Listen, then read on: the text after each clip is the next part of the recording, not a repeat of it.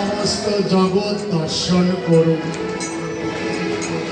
আমি যে প্রেম ঘন মূর্তি কিছু সময় আগে আমি দর্শন করলাম, এই প্রেম ঘন মূর্তি যেন সমস্ত জগৎ জীব দর্শন করতে পারে, এই বর আমাকে দান করুন।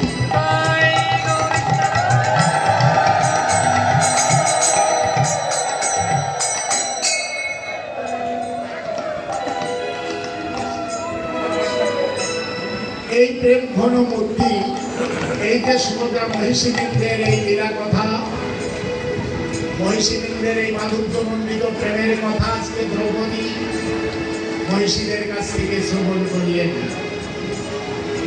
এই 83 অধ্যায়ে মহিষীগণ দ্রৌপদীর কাছে এই সমস্ত প্রেমের কথা বর্ণনা করেছেন।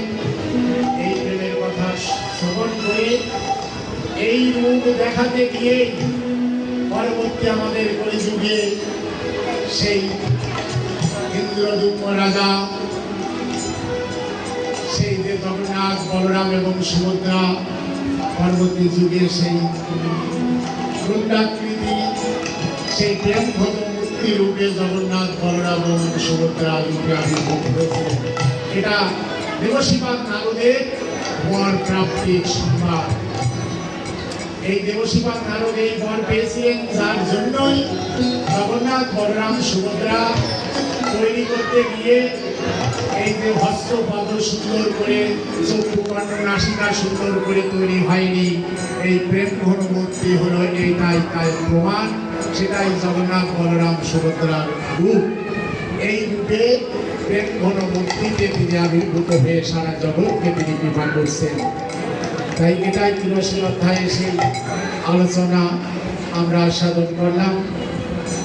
আর 84 অধ্যায়ে আছে কৃষ্ণ বলরাম কর্তৃক মহিষীদের উপদেশ এবং বসুদেবের যজ্ঞ। পুরুষ রমণীগণের এই প্রেম ভালোবাসার কথা শ্রবণে করে সকলে অশ্রুসিক্ত হলেন। এমন সময় কৃষ্ণ বলরামকে দর্শন করতে বহু মুনি ঋষিগণ উপস্থিত হলেন। তার মধ্যে ব্যাস, নারদ, দেবল, অসিত, বিশ্বামিত্র, শতানন্দ, ভরদ্বাজ, গৌতম, শিষ্যগণ সহ ভগবান পরশুরাম, বশিষ্ঠ, কালব, ভৃগু, পুলস্ত, কশ্যপ, অত্রি, মার্কণ্ডেয়, বৃহস্পতি, দ্বিত, ত্রিত, দেবত, সনক, সনন্দন, সনাতন, সনত কুমার, অঙ্গিরা, অগস্ত্য, যাজ্ঞবল্ক্য ও বামদেবাদি, এই সমস্ত মুনি ঋষিগণ কৃষ্ণ বলরাম ঋষিদের উপদেশ যখন দান করে যাচ্ছেন, সেই সময়ে এই সমস্ত মুনিগণ তারা ভগবানকে দর্শন করতে আসলেন। তখন ভক্তদের দর্শন করে নৃপতি সকল, যত রাজ রাজাদি নৃপতি সকল ছিলেন, যুধিষ্ঠিরাদি পাণ্ডবগণ ছিলেন, কৃষ্ণ বলরাম সকলে এই সাধুদের আশা দেখে সকলে উঠে দাঁড়ালেন এবং ভক্তদের পাদ্য অর্ঘ্য দিলেন এবং যথাযোগ্য মর্যাদা দিলেন স্বয়ং ভগবান। তাই এই অধ্যায়ে, এই যে 84 অধ্যায়, দশম স্কন্ধের 84 অধ্যায়, এখানে কৃষ্ণ বলরাম ঋষিদের যে মুনি ঋষিদের যে উপদেশ দিচ্ছেন, সেই উপদেশ কালে অনেক বড় বড় মনীষী যারা, তারা যখন উপস্থিত হলেন, তখন ভগবান নিজে সসম্ভ্রমে উঠে দাঁড়ালেন, মানে সাধুদের সম্মান করলেন। সাধুদের সম্মান করে ভগবান নিজে উঠে দাঁড়ালেন, যথাযোগ্য পাদ্যা অর্ঘ্য দিলেন। আপনারা শুনেছেন যে সুদামা বিপ্র, তাকে ভগবান নিজে পদধৌত করে দিয়েছেন। ভগবান নিজে আচরণ করে জগৎকে শেখান। এই অধ্যায়ে শুধু ভক্তকে কিভাবে বড় করতে হয়, ভগবান শুধু সেটাই শেখাতে চেয়েছেন জগৎকে। ভগবান নিজে আচরিয়া ধর্ম জীবকে শেখায়। আমাদের কলিযুগে সেই রাধাকৃষ্ণের মিলিত স্বরূপ আমার গৌর হরি, তিনি কলিযুগে এসে সেটাই শিখিয়েছেন। নিজে আচরিয়া ধর্ম জীবকে শেখায়, নিজে আচরণ না করলে সেই ধর্ম শেখানো যায়। তৃণাদপি শুনিছেন তরুণী বা সহিষ্ণুরা অমানিনে মান যেন কীর্তনীয় সদা। তিনি ভগবান, অথচ সেই ভগবান কিভাবে তৃণাদপি স্বরূপ পালন করে যাজন করে জগৎকে দেখিয়েছে। প্রকাশানন্দ সরস্বতী সভায় মহাপ্রভু যখন নিমন্ত্রণ পেয়ে গিয়েছিলেন, 10,000 সন্ন্যাসী যেখানে পদধৌত করে সিংহাসনে বসে, আর মহাপ্রভু গিয়ে তাদের ওই পদধৌত করার জায়গায় গিয়ে মহাপ্রভু বসলেন। পদধৌত করা জায়গায় মহাপ্রভু বসলেন। অতএব কিভাবে তৃণাদপি স্বরূপ নিজে আচরণ করে জগৎকে দেখিয়েছে। আর আমরা যদি একটু সসম্মান আপনি কোনো জায়গায় না পান, যদি আপনার একটু মর্যাদা হানি হয়, কোনো জায়গায় আপনার যদি অসম্মান হয়, আপনি সেখানে আর থাকেন না। আমার একটু অসম্মান হলে আমরা সেখানে থাকি না। একটা অসম্মানী কথা বললে তার বাড়ির কাছ দিয়ে 10 বছরের মধ্যে আর পাড়া দেই না। এই হলো আমাদের অবস্থা। কিন্তু মহাপ্রভুর শিক্ষাটা কি সেইটা? আজকে ভগবান সাধুদেরকে কিভাবে বড় করছেন তাই দেখুন। সাধুরা যখন এসেছেন ভগবানকে দর্শন করতে, আর ভগবান নিজে সসম্ভ্রমে উঠে দাঁড়িয়ে সম্বর্ধনা করছেন সাধুদের। ভগবান সম্বর্ধনা করছেন, আর সম্বর্ধনা করে নিজে পাদ্য অর্ঘ্য দিয়েছেন, পদ ধৌত করে দিয়েছেন সাধুদের। চামর ব্যজন করছেন, চামর ব্যজন করে পদশ্রান্তি দূর হলে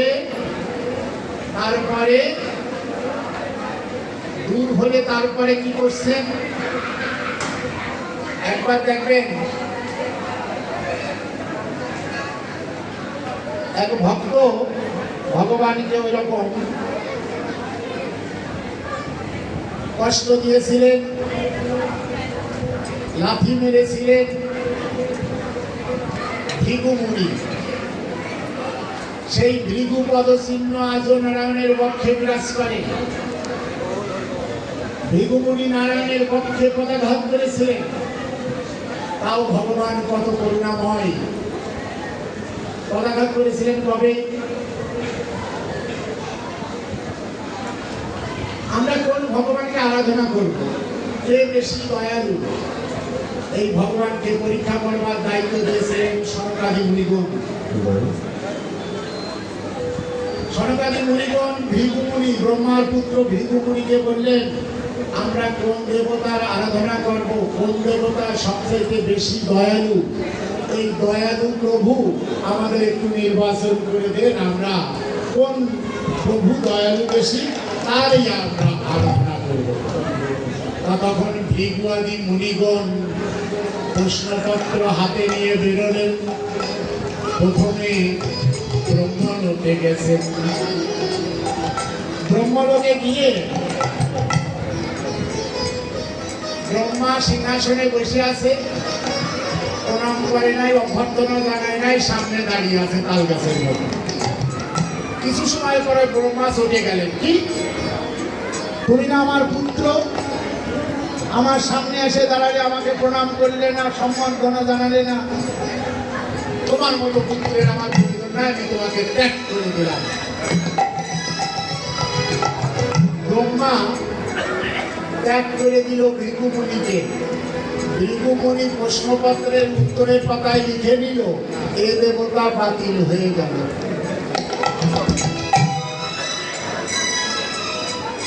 এ দেবতা বাতিল হয়ে গেল, উত্তরমালায় লিখে দিলেন। এইবার মাধ্যমিক পরীক্ষা তো, এবার কি আবার এমএ পরীক্ষা দিচ্ছে। কৈলাসে গেছেন চলে, শিব আর পার্বতীর অঙ্গরসে মেতে আছে। আর ভৃগুমুনি গিয়ে বলছে, কি হে বৈরাগী সবাই স্ত্রীকে আলিঙ্গন করে নিয়ে বসে আছো? ওই যদি বলতে পারিছে। শিব তখন ত্রিশূল দিয়ে বধ করতে উদ্যত হয়েছে, ভৃগুমুনিকে বধ করে ফেলবে। যখন এই বধ করতে উদ্যত হলে তখন ভৃগুমুনি আজও দৌড় কাইলো দৌড়। ওই রাস্তায় বহুদূর দৌড়ে আসে, তাকে পিছিয়ে আর নাই। তখন উনি খাতায় লিখে নিলেন, এ দেবতাও বাতিল হয়ে গেল। উত্তরমালায় লিখে নিলেন, এ দেবতাও বাতিল হয়ে গেল। এইবারে ভৃগুমুনি বৈকুণ্ঠে চলে গেছেন ভগবানের কাছে। ভগবানের কাছে গিয়ে কত রকম অপরাধ করছেন তাই আগে দেখুন। প্রথমত অসময়ে ভগবানের কক্ষে প্রবেশ করেছেন, 1 নম্বর অপরাধ। বিনা অনুমতিতে প্রবেশ করেছেন, 2 নম্বর অপরাধ।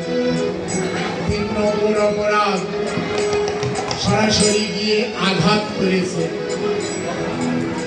তাও নিম্ন অঙ্গে নয়, ভগবানের পক্ষে গিয়ে আঘাত করেছেন, তাও হস্ত দ্বারা নয়, পদাঘাত করেছেন ভগবানের পক্ষে।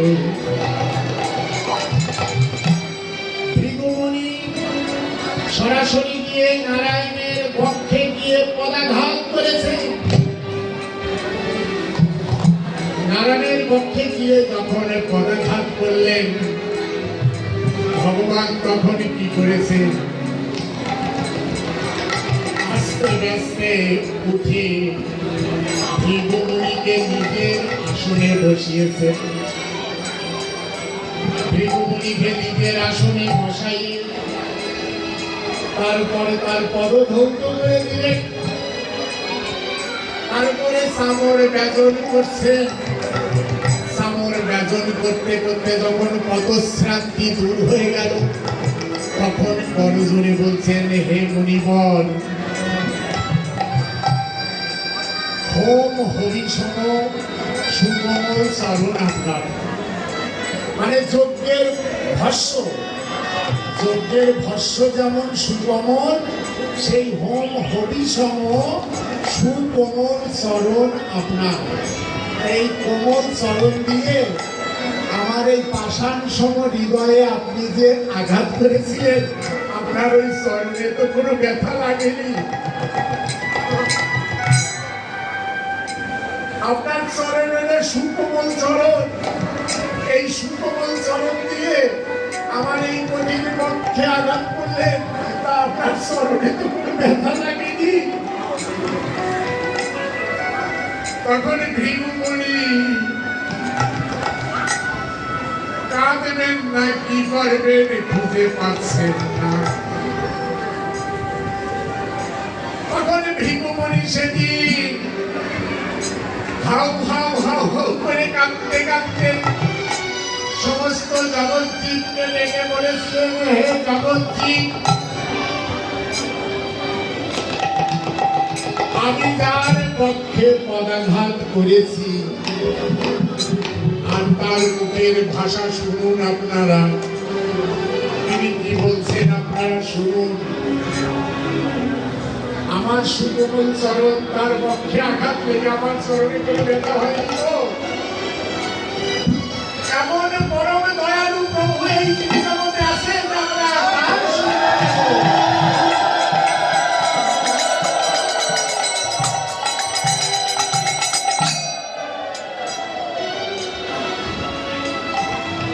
আজকে এই অধ্যায়ে ভগবান সেই ভক্তদেরকে মদ ভক্ত দুর্লভ যস্য সর্বং দুর্লভ তৎপর দুর্লভ নাস্তি সত্যম সত্যম আমার গুরু। আমার সে আমার নাম বড়, নামের সে আমার ভক্তই বড়। আমার সে আমার নাম বড়, নামের চেয়েও আমার ভক্ত বড়। আমার চেয়ে আমার নাম বড় কেমন? নাম যেমন শক্তিশালী, নাম যেমন বড়, নাম তেমন ভারীও বেশি। দেখুন নাম কেমন ভারী হয়। একবার সত্যভামা দেবী, এই অধ্যায়ে সত্যভামা দেবী তুলক ব্রত করেছিলেন। সত্যভামা দেবী তুলক ব্রত করেছিলেন স্বামী সোহাগিনী হবার জন্য। এই ব্রতের পৌরোহিত্য করছেন দেবশ্রীপাদ নারদ। ষোড়শ সহস্র মহিষীদের ভিতর কোন মহিষী ভগবানের প্রিয়া হবে, প্রিয় হবে, এইটা পরীক্ষা করবার জন্য এই ব্রতের নিয়ম ছিল স্বামীর ওজনে যে হীরা কাঞ্চন মণিমুক্তা জহরত দিতে পারবে সে সবচেয়ে স্বামী সোহাগিনী হবে। এখন ভগবান শ্রীকৃষ্ণের মহিষীকে সকলের তো হীরা কাঞ্চন মণিমুক্তার অভাব নাই, বস্তা বস্তা হীরা কাঞ্চন মণিমুক্তা জহরত। এখন সত্যভামা দেবী বলছেন আমি যদি স্বামীর সবচাইতে সোহাগিনী হতে পারি তাহলে আমি হীরা কাঞ্চন মণিমুক্তা আমি স্বামীর ওজনে দিয়ে দেব। তখন নারদ কি বললেন, বাজার থেকে উনি একটা বড় কাঁটা নিয়ে আসছেন। একবার দাড়িপাল্লা নিয়ে এসে দাড়িপাল্লা টানাইয়ে দিয়ে এক পাশে ভগবানকে উঠাইয়েছেন, এক পাশে ভগবানকে উঠিয়েছেন, আর এক পাশে সত্যভামাকে বললেন তোমার হীরা কাঞ্চন মণিমুক্তা জহরত সব চাপাও। সত্যভামা দেবীর যত হীরা কাঞ্চন মণিমুক্তা জহরত ছিল সব চাপাচ্ছেন, আর এক পাশে দাড়িপাল্লায় ভগবান শ্রীকৃষ্ণকে উঠিয়েছেন। উঠিয়ে হীরা কাঞ্চন মণিমুক্তা ঘরে যা ছিল সব শেষ হয়ে গেল, কিন্তু কৃষ্ণের পা উঁচু হলো না, মাটি বাঁধাই হয়েছে, পাশ আর উঁচু হলো না। সত্যভামা তোমার আর কোনো কিছু আছে? তাহলে কাঁসা পিতল যদি থাকে তাও দাও। কাঁসা পিতল যা ছিল ঘরে সব এনে দিল, তাতেও কিছু হয় না। তাহলে লোহা লক্কর বাটকারা করে যা থাকে সব দাও, সব দিয়েও হয় না। তারপর বলে খাট পালন বসিয়ার টেবিল যা থাকে সব এনে চাপাও। তারপরে ফার্নিচার ঘরে যত ছিল সব এনে দাড়িপাল্লায় দিল, বড় কাঁটা তো বাজারে বড় কাঁটা নিয়ে আসছে। এখন সব এনে চাপানোর পরে ভগবানের পাশ আর উঁচু হলো না। সত্যভামা দেবী মহা সমস্যায় পড়েছেন। রুক্মিণী দেবী সত্যভামাকে খুব ভালোবাসতেন। দূর থেকে ইশারায় বললেন ওসব নামিয়ে ফেল। নামিয়ে ফেলে একটা তুলসী পত্রে কৃষ্ণ নাম লিখে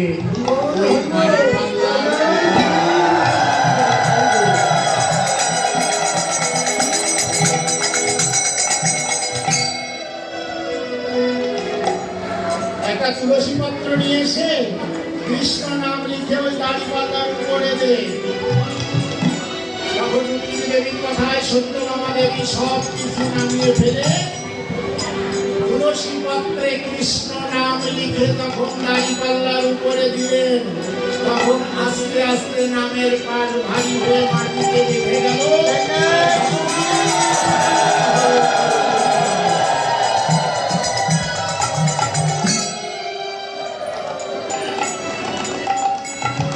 ভগবান একজন শ্রীমুখে বলেছেন আমার চেয়ে আমার নাম বড়।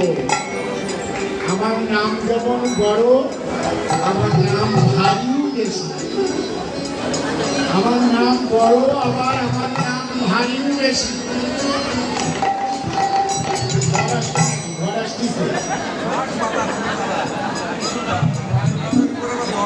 খুব গরম হচ্ছে।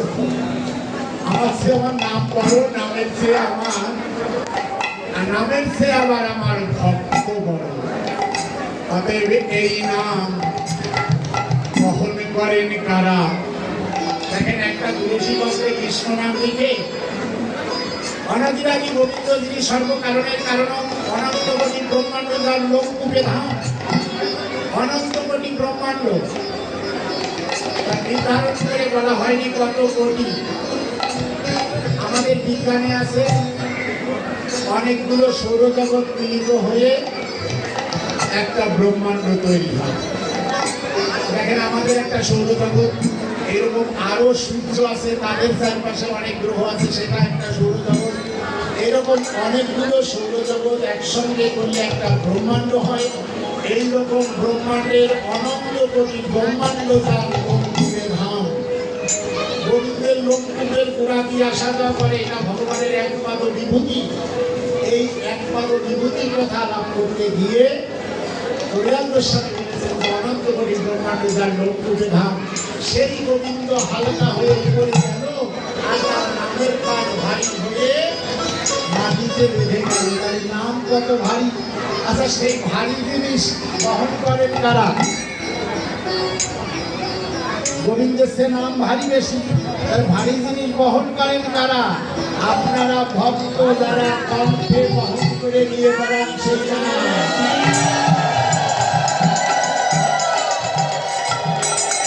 ভক্ত যারা সেই নাম কণ্ঠে বহন করে নিয়ে বেড়ান। তাহলে অত ভারী জিনিস যদি আপনারা বহন করতে পারেন, তাহলে আপনারা বড় হবেন না কেন? এই জন্য এই অধ্যায়ে ভগবান নিজের ভক্তদের নিজে পদধৌত করে দিয়ে সসম্মানে তাদেরকে সেবা করছেন। ভগবান ভক্তকে সেবা করে ভগবানের যে কত আনন্দ, এটা ভগবান নিজে মুখে বলেছেন যে ভক্ত সেবা করলে আমার কত আনন্দ হয় তা আমি ভেবে করবাই না। এজন্য ভক্তের জন্য ভগবানের কত পরাণী কাঁদে, ভক্তের জন্য ভগবানের কত মাধুর্যমণ্ডিত, ভক্তই জানে যে ভগবান কত মাধুর্যমণ্ডিত। এই জন্য ভক্তের জন্য যেমন ভগবানের প্রাণ, আবার ভগবানের জন্য ভক্তেরও প্রাণ। এই জন্য ভক্ত ভগবান সবসময় মিলন মেলায় চলে। তাই আজকে এই অধ্যায়ে সেই ভগবানের ভক্তের প্রতি ভালোবাসার কথা, যথাযোগ্য মর্যাদা দিলেন। সেই মর্যাদার কথা আমাদের শ্রীমান মহাপ্রভু তিনি সেই মর্যাদা সুন্দর করে বর্ণনা করেছেন। মহাপ্রভু সেই মর্যাদার কথা ত্রিনাথ বিষ্ণু যে নতুন দিবস ঈশ্বরা অবানিনে মানদেব স্থিত দিয়ে বলা হল। এবং চৈতন্যতে কবিরাজ গোস্বামী তাই বলে রেখে গেছেন, মহৎ কৃপা বিনা কোনো কর্মেই ভক্তি নয়, বিষ্ণু কৃপা দূরে বহু সংসার না হয়। কতদিন পর্যন্ত ভগবানকে পেতে যা দরকার সেটা হলো হৃদয়ের শুদ্ধ ভালোবাসা। সেই হৃদয়ের শুদ্ধ ভালোবাসা অর্থাৎ প্রেম ভক্তি। সেই প্রেম ভক্তি পেতে হলে যতদিন পর্যন্ত ভক্ত পদধূলিতে মস্তক অভিষিক্ত না হবে, যতদিন পর্যন্ত ভক্ত পদধূলিতে গড়াগড়ি দিতে আমরা না পারব, ততদিন পর্যন্ত প্রেম ভক্তি হয়ে ভক্তি আমাদের লাভ হবে না। এই প্রেম ভক্তি লাভ করতে হলে ভক্ত পদধূলিতে গড়াগড়ি দিতে হবে, ভক্ত পদধূলি গায়ে মাথায় মারতে হবে। তাই অন্তর্ধান করি কৃষ্ণ করে হনুমান, চিরকালে রাহি করি প্রেম ভক্তি দান, ভক্তি বিনা জগতে নাহি অবস্থান। অন্তর্ধান করি কৃষ্ণ করে হনুমান, চিরকাল নাহি করি প্রেম ভক্তি দান, ভক্তি বিনা জগতের নাহি অবস্থান। ভগবান অন্তর্ধান করে সধামে যখন ফিরে গেলেন, জীবের কথা মনে হতেই মনে হয়েছিল আমি জগৎ জীবকে প্রেম ভক্তি দান করে আসতে পারিনি, আর এই প্রেম ভক্তি ছাড়া জগৎ জীব আমাকে কখনো লাভ করতে পারবে না।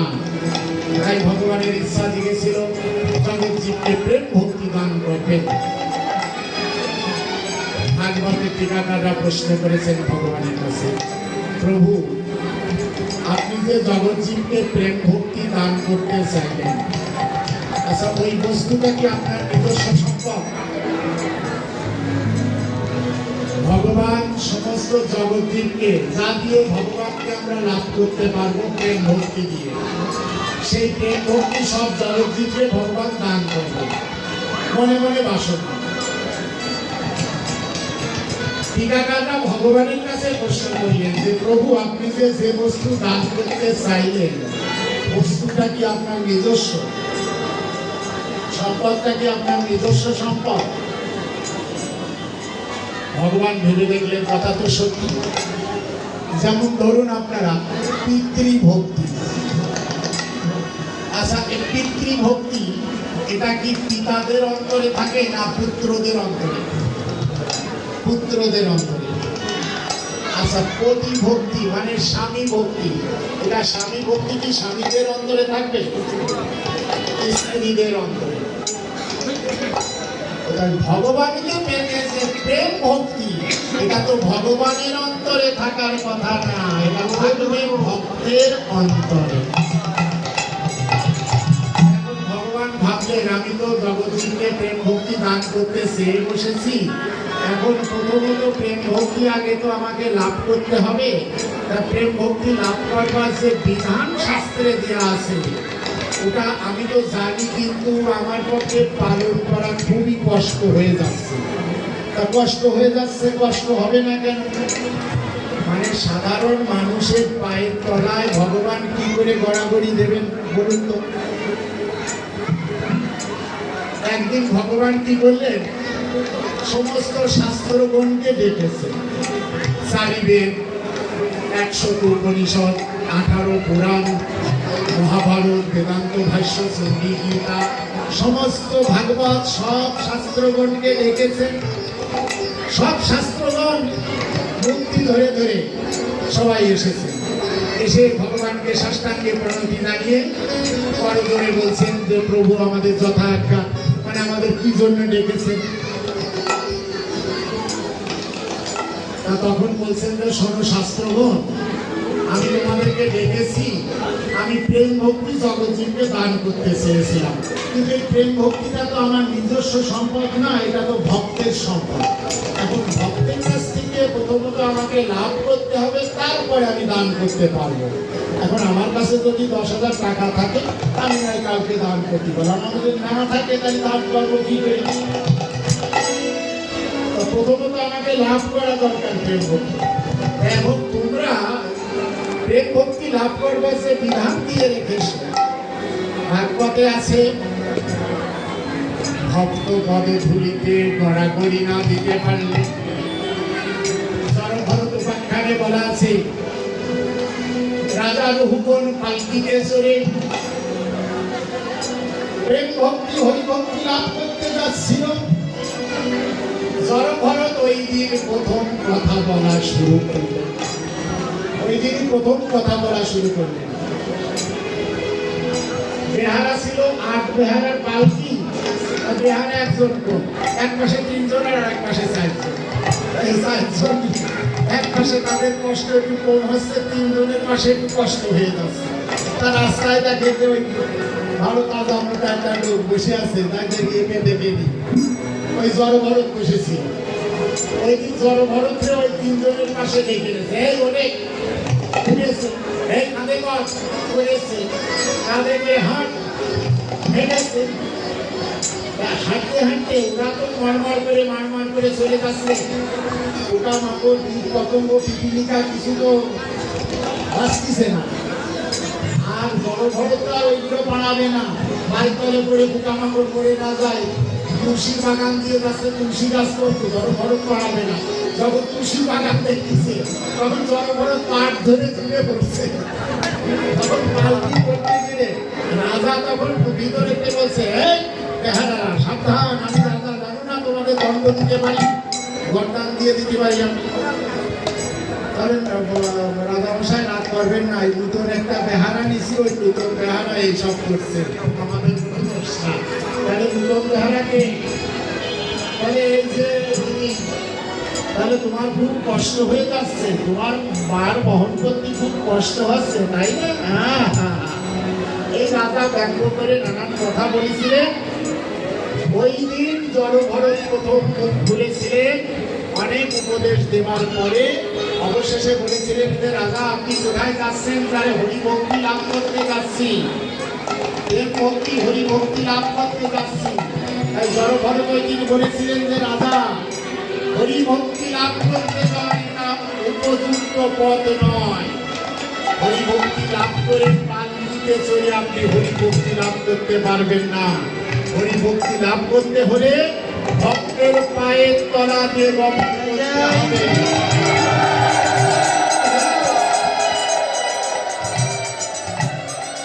ভক্তের পায়ের তলা দিয়ে গমন করতে হবে, তবে হরিভক্তি লাভ হবে। ওই পাল্লিতে চলে হরিভক্তি লাভ হয় না। তাই ভগবান বলছেন শোনো শাস্ত্রগণ, ওই বিধান তো আমি তো শুনেছি তোমাদের বিধান, কিন্তু আমি তো অনাদিবাদী পর্যন্ত অত উপরের আসনের লোক, আমি কি করে ভক্তের পায়ের তলায় গলা করে দেবো? এটা আমার পক্ষে কষ্ট হয়ে যাচ্ছে। না, আমার জন্য তোমরা একটু বিধানটা পাল্টাই দিতে পারো না? আমার জন্য একটু পাল্টাই দিতে ভালো হতো। তখন বেদ পরিষদ যারা এসেছিল, একজন আর একজনের মুখ চাই করতেছে, চারি বেদ বলতেছে 18 পুরাণটা এসেছে ওরাই বলুন, 18 পুরাণ বলতেছে পরিষদরা ওরা বলুন, মহাভারত বলুন, ভাগবত বলুন। এরকম একজন আর একজনের মুখ চাই কে করে উঠতে পারছে না, সাহস পাচ্ছে না, ভয় পাচ্ছে। তখন বেদ বললেন যে ভাগবত তুমি তো ভগবানের খুব প্রিয়, যে ব্যক্তি প্রিয় হয় সে যদি একটা মন্দ কথা বলে তাও কেউ কিছু মনে করে না। আমরা কি বলতে পারি তার সঙ্গে কথা কাটাকাটি করতে পারি? তা তুমি একটু বলে বসো না। তাই সেদিন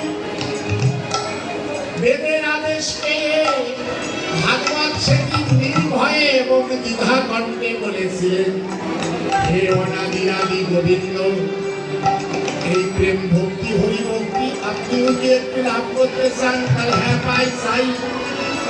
আপনি হলেও অনাদিরাদি গোবিন্দ, আপনিও যদি প্রেম ভক্তি লাভ করতে চান তাহলে যতদিন পর্যন্ত ভক্ত পদা ধুলিতে গড়াগড়ি দিতে না পারবেন,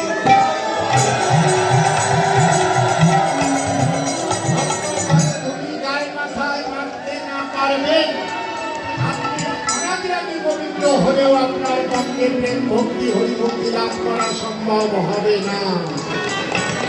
এটা ভগবানের বেলায় যদি এই বিধান হয় তাহলে আমাদের বেলায় কি বিধান হবে?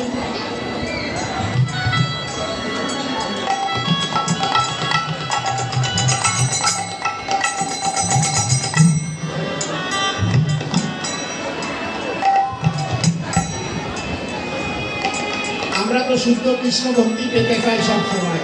তুলসী দেবীর কাছে কামনা করি, এই দিকে ধরো ধরো সখীর অনুদান করো, সেবা অধিকার দিয়ে করো নিজে দাস। সেবা অধিকারটা কিন্তু সস্তা।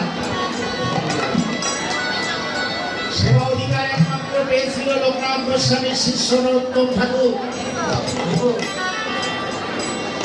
প্রতিদিন আমরা তুলসী আরতির মধ্যে প্রতিদিন কামনা করি, এই দিকে ধরো ধরো সখীর অনুদান করো, সেবা অধিকার দিয়ে করো নিজ দাসী।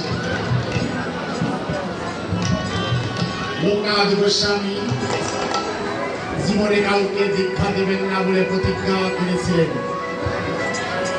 কিন্তু রামকেলিতে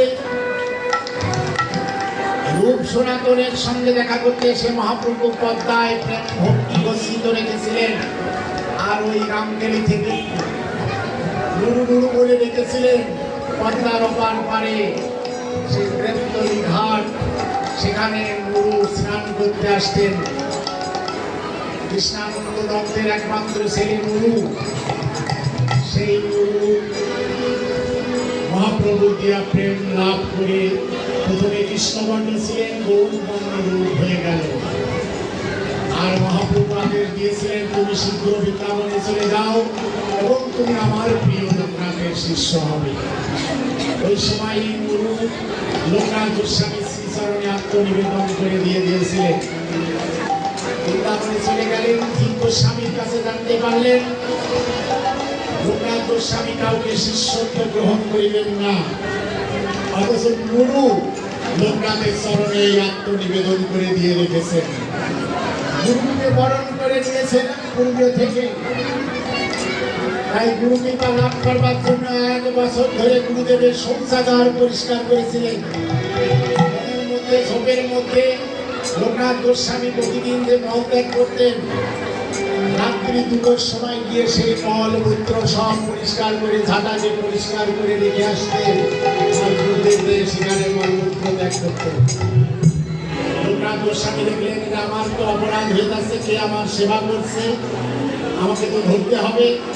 একদিন 2টোর সময় গিয়ে দেখে যে একটা ছেলে এই কাজ করছে। তুমি কে? আমি নুরু। তুমি প্রতিদিন এই কাজ করো? তাহলে হ্যাঁ আমি করি। তাহলে কেন করো? তাহলে আমার মন করতে বলে তাই করি। না, তুমি এটা করতে পারবে না। তখন বলেছিলেন গুরুদেব, আমি পিতামাতা ভাই বোন সব ত্যাগ করে তোমার চরণ সেবার জন্য এসেছি। তোমার এই গুরু সেবা থেকে আমাকে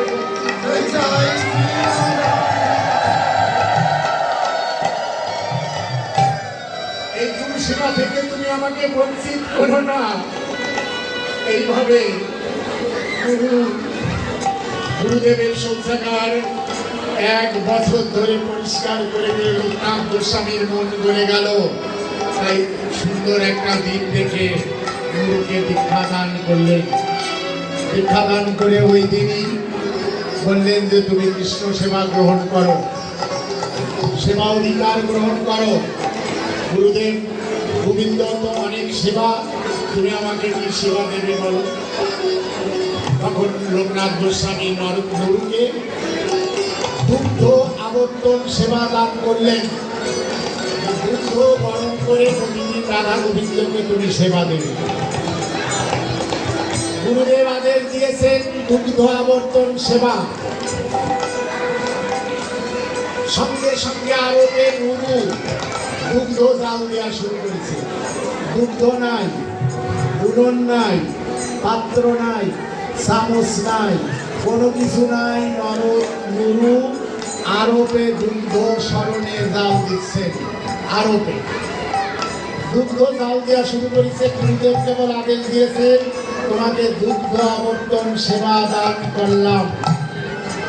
আরবে দুগ্ধ জাল দিচ্ছেন নরোত্তম। হাঁড়ির মধ্যে দুগ্ধ উগলয়ে যখন পড়েছে, চামচ ভ্রমে হাত দিয়ে দুগ্ধ ঠেকাতে গিয়ে যতটুকু হাঁড়ির মধ্যে প্রবেশ করেছিল, দুধের মধ্যে ঢুকে গিয়েছিল হাত, ততটুকু হাত ব্রণ অর্থাৎ ফুসকা হয়ে গেছে। নুরু হাত ফুসকা হয়ে তখন গেল, হাত ফুসকা পড়ে গেল। তখন নুরু শুধু কাঁদতে লাগলেন। গুরুদেব কৃপা করে গোবিন্দ সেবা দান করেছেন, গুরুদেবকে কৃপা করে কৃষ্ণ সেবা দান করেছিলেন, কিন্তু আমার তো ওগো সেবা করা ওগো হলো না গো।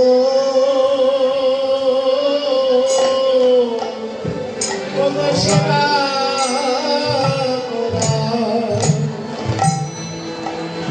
হলো না গো, আমার সেবা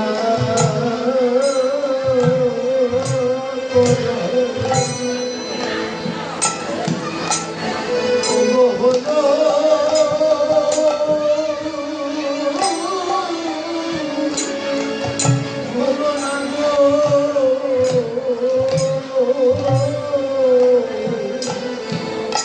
তুমি তো কৃপা করে সেবা দিয়েছিলে, আমার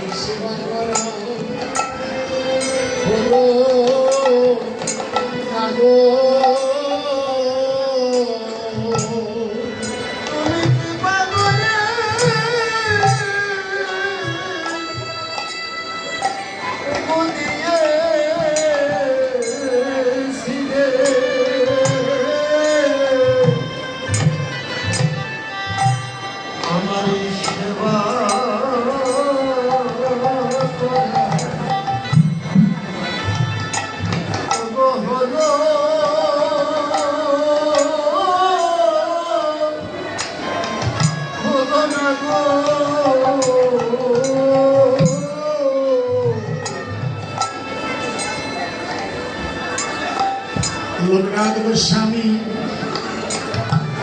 এমন সময় সেখানে উপনীত হয়ে দেখলেন নুরু কাঁদছেন। নুরু, তুমি কাঁদছো কেন? গুরুদেব, তুমি তো কৃপা করে আমাকে সেবা অধিকার দিয়েছিলে, কিন্তু আমার সেবা করা হলো না। আমার হাতটা পুড়ে গেছে, উলনের নিচে হাত দিয়ে শুধু হাত ফুঁ দিচ্ছে, হাতটা ফুঁ দিচ্ছে। ফুৎকার দিতে দিতে লোকনাথ গোস্বামী হাত আলগা করে তাকে নরোত্তমে নুন সমস্ত হাতটা পুড়ে গেছে, ফোসকা হয়ে গেছে, ব্রণ হয়ে গেছে। তোমার কিভাবে পড়লো? তুমি সেবা অধিকার দিয়েছিলে, দুগ্ধ জাল দিতে গিয়ে দুগ্ধের মধ্যে হাত প্রবেশ করে আমার হাতটা পুড়ে গেছে প্রভু। সেই দিন লোকনাথ গোস্বামী নুরুকে বুকে জড়ায় ধরে বলেছিলেন যে নুরু, তুমি নুরু নও, তুমি নরের মধ্যে উত্তম। অতএব আজ থেকে তোমার নাম হবে নর।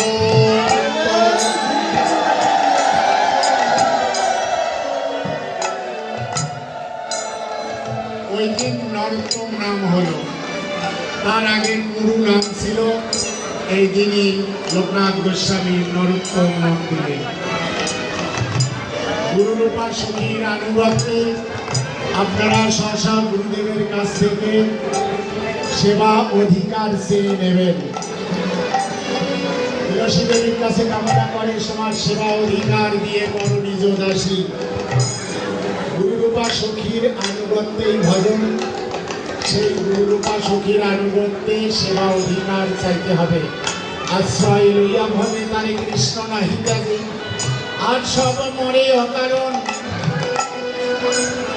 এই গুরুরূপা সখীর আনুগত্যে সেবা অধিকার যদি পাওয়া যায়, সেই সেবা অধিকার পেলে আমাদের কি হবে? আপনি সেই নিত্য লীলায় পৌঁছে যেতে পারবেন।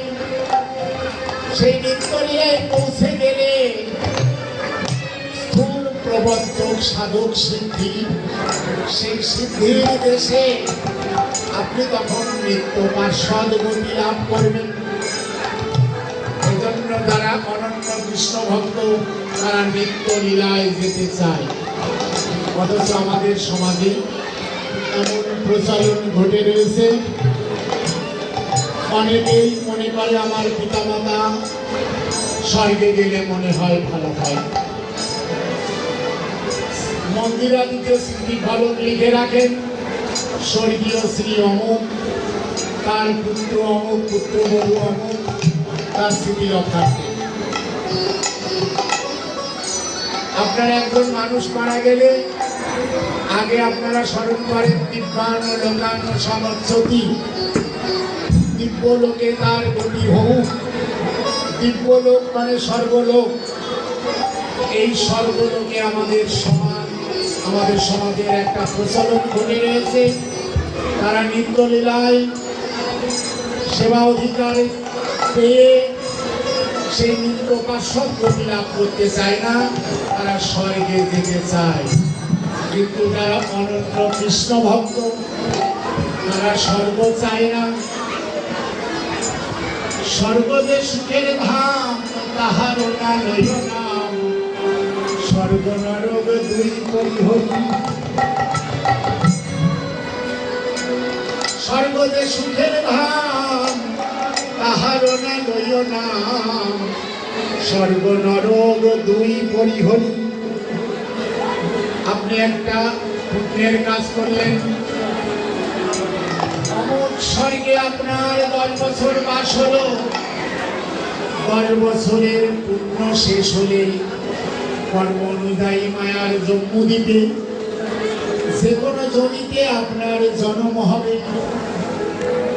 আপনি একটা পাপ কাজ করলেন, অমুক নরকে আপনার 10 বছর সাজা হলো। 10 বছরের সাজা শেষ হলে কর্ম অনুযায়ী মায়ার জন্মদ্বীপে যে কোনো জনিতে আপনার আবার জন্ম হবে। অতএব স্বর্গে গেলেও আপনাকে ফেরত আসতে হবে, নরকে গেলেও ফেরত আসতে হবে। কিন্তু কৃষ্ণ ভক্তরা এমন জায়গায় যেতে চায় সেখানে গেলে আর আসা যাওয়া থাকবে না, মৃত্যুবার্ষিকী পালন করা লাগবে না,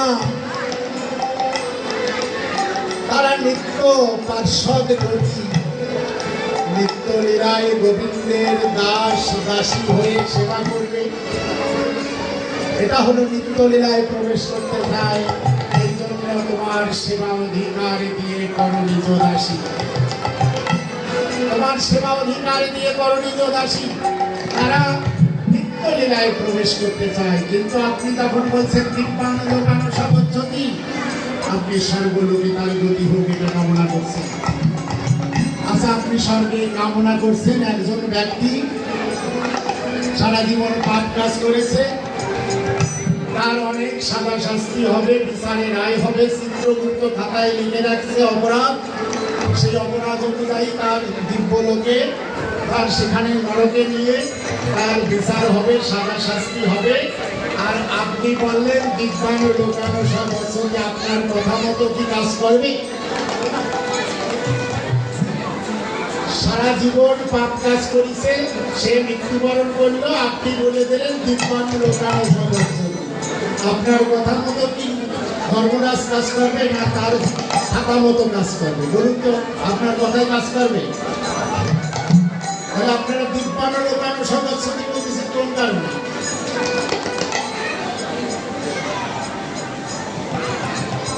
স্বর্গসুখ কৃষ্ণ ভক্তরা চায় না, কি জন্য? স্বর্গে গেলে আপনাকে ফেরত আসা লাগবে, নরকে গেলেও ফেরত আসা লাগবে, কিন্তু কৃষ্ণ ভক্তরা যেখানে যেতে চায় সেই নিত্য লীলায় নিত্য গোলক বৃন্দাবনে পৌঁছে গেলে স্বর্গসুখ সেখানে আর থাকে না, নরকের যন্ত্রণা থাকে না, সেখানে সেবা অধিকার দিয়ে করে নিজ দাসী।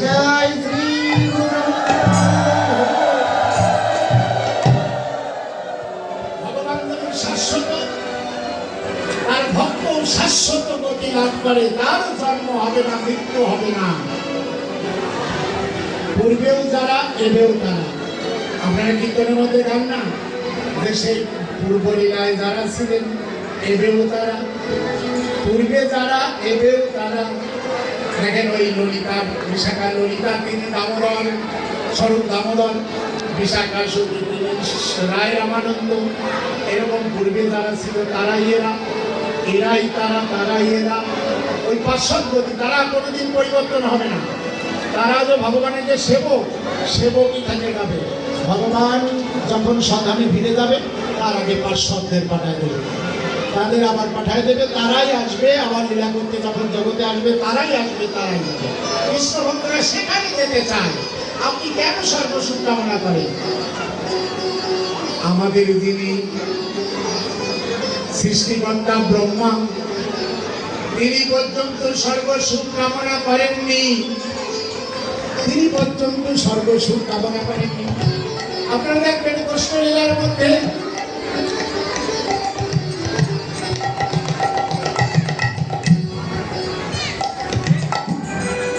ভগবান শ্রীকৃষ্ণ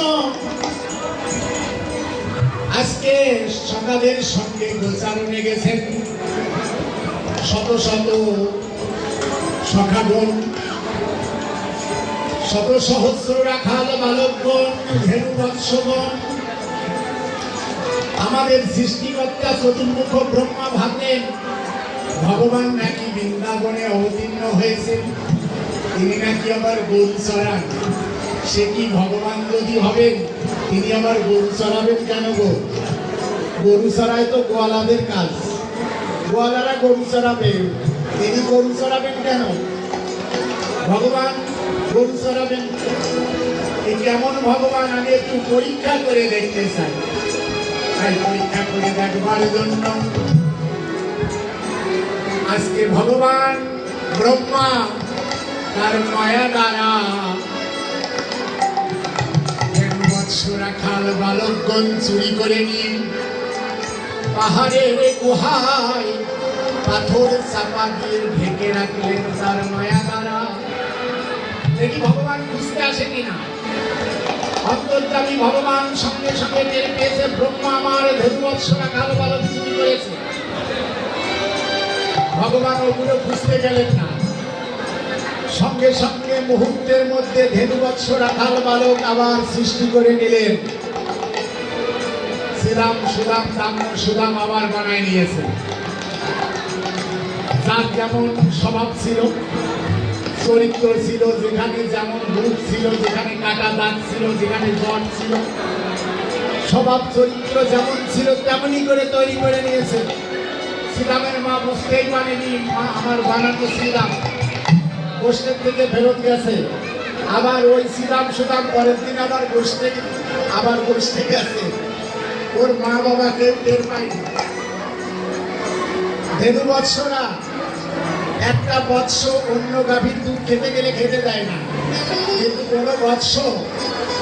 কোনো গাভীর দুধ খেয়েছে কোনো গাভী আপত্তি করেনি, কেউ টের পায়নি যে তৈরি করা শ্রীরাম। ব্রহ্মা দেখলো, সে কি বুঝতে পারল না। আমি একটু ব্রহ্মলোক থেকে ঘুরে আসি। এখন ব্রহ্মা ব্রহ্মলোকে ঘুরতে গেছে।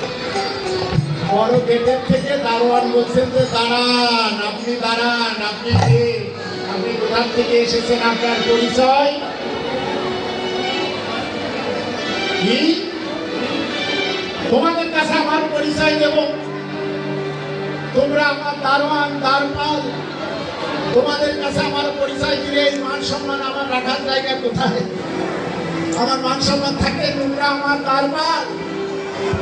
তারা আপনার কথা তো আমরা কিছু বুঝতে পারতেছি না। তাহলে কেন বুঝতেছ না? এই ব্রহ্মাণ্ডের ব্রহ্মা আমি। আপনি যদি এই ব্রহ্মাণ্ডের ব্রহ্মা হবেন,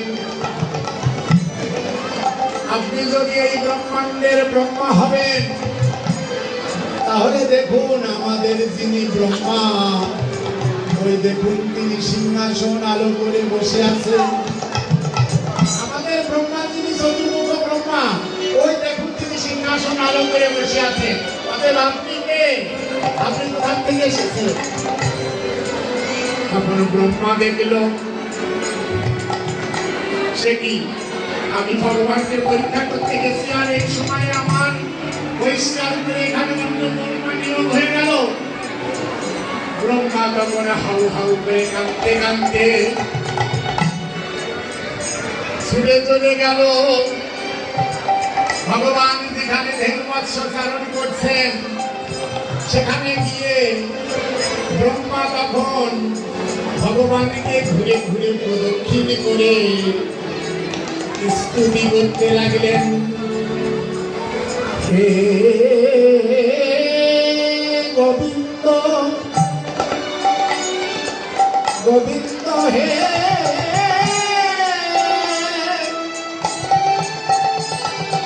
গোবিন্দ হে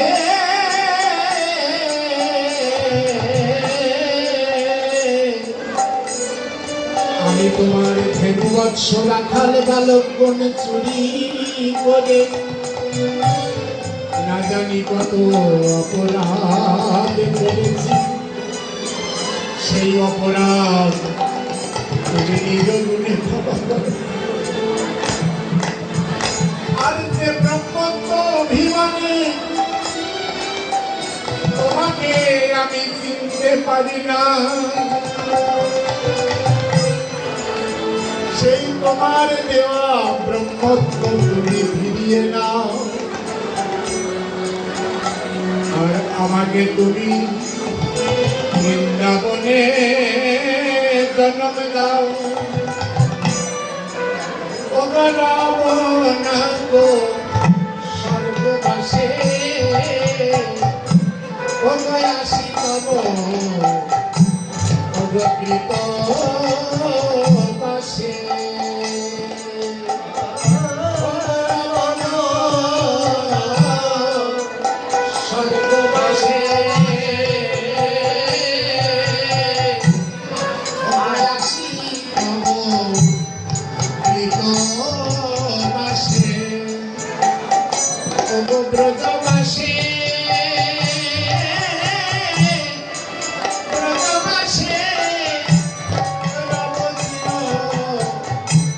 কালে গো ব্রজবাসে রব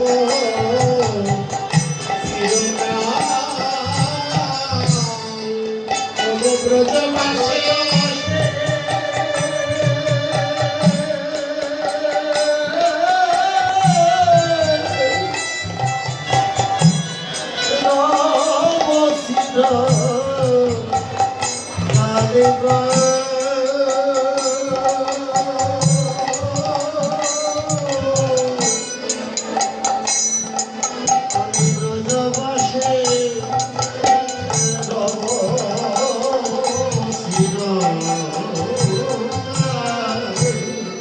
সর্ববাসা চাই না প্রভু আমি সর্ববাসা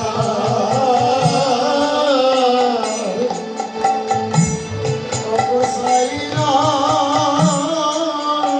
প্রভু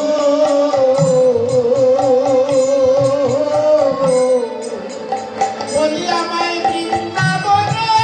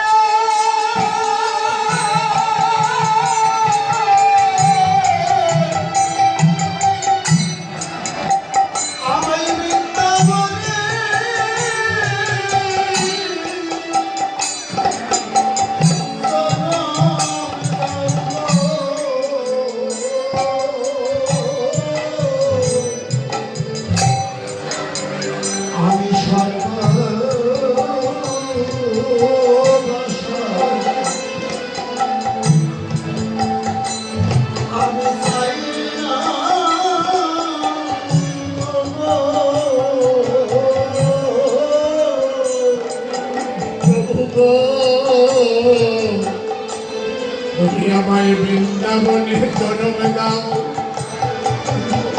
আমি বৃন্দাবনে মানুষ হওয়ার মতো যোগ্যতা হয়তো আমার নাই প্রকৃতি পতঙ্গ পশু পাখি জাপদ হে কমলাখি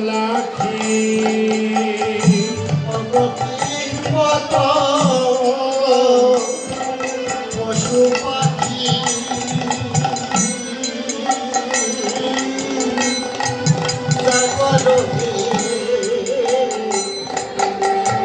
কমলাখি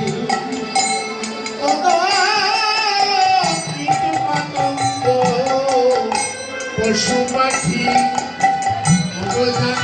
হে কমলাখি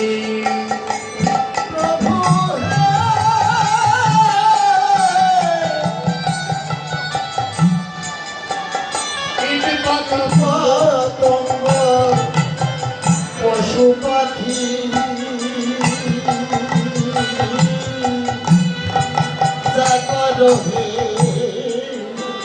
কমলাখি না হয় তৃণমূলতা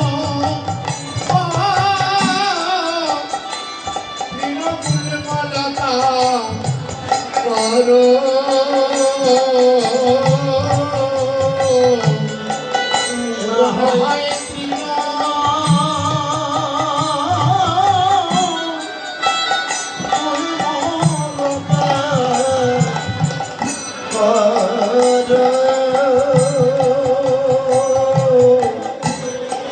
না হয়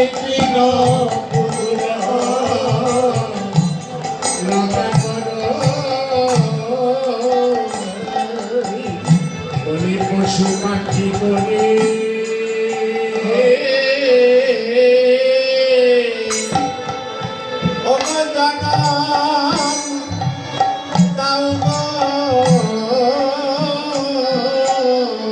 তুমি আমায় পশু পাখি করে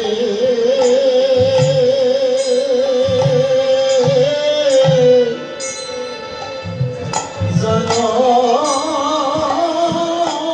দাও গো। ওগো মধুময় শ্রী,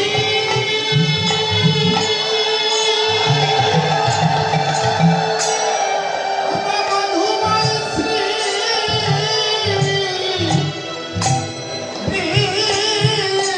বৃন্দাবনে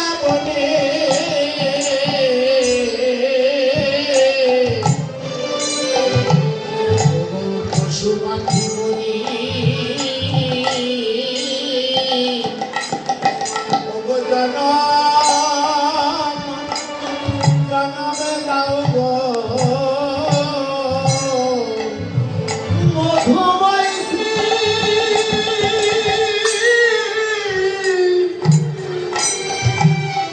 ও মধুময় শ্রী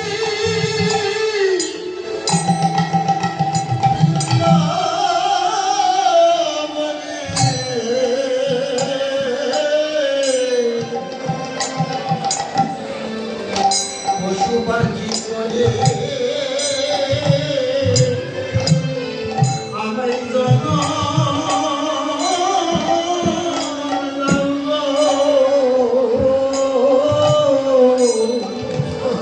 পথের ধারে গোপনে রব, ওগো পথের ধারে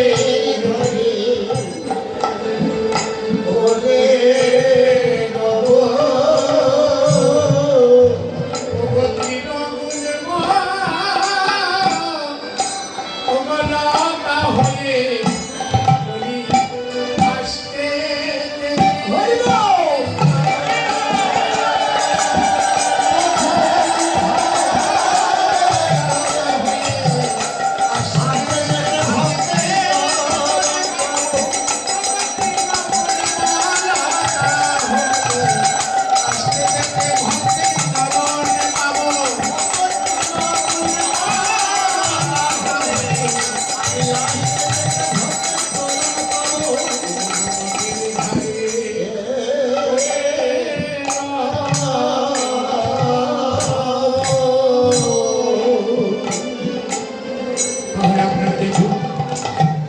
আমাদের স্বয়ং সৃষ্টিকর্তা ব্রহ্মা তিনি বৃন্দাবনে জন্ম চাচ্ছেন।